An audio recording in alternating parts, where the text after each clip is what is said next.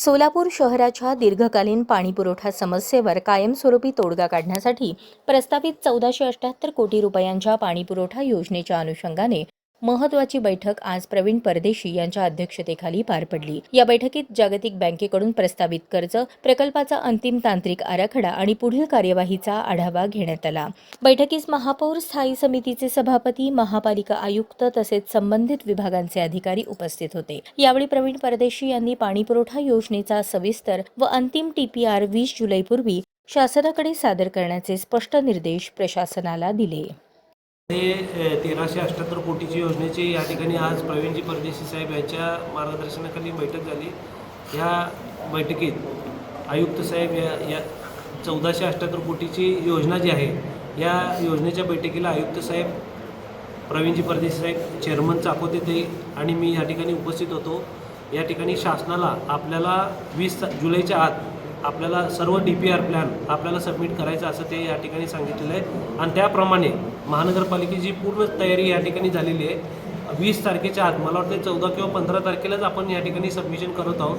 होता येईल तेवढं लवकरात लवकर आपल्याला हे काम हाती घेऊन काम पूर्णत्वास करायचं आपल्याला या ठिकाणी करायचं आहे असं सांगितलेलं आहे।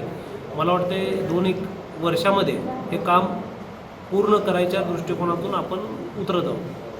काय काय समस्या MDR टाके आहेत, ESR टाक्या आपण या ठिकाणी त्या ठिकाणी घेतलेले आहेत।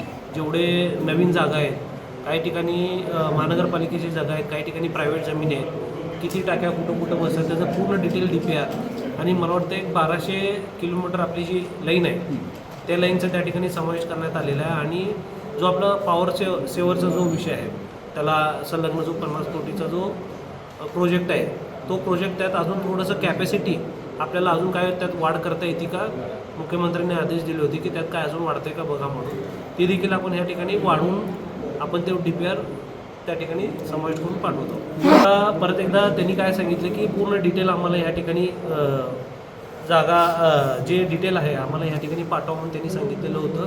त्याचं आता आयुक्त साहेब पूर्ण डिटेल जे काय अजून कागदपत्र कमी पडलेले आहेत ते देखील या ठिकाणी दिल्लीला आता आम्ही पाठवतो।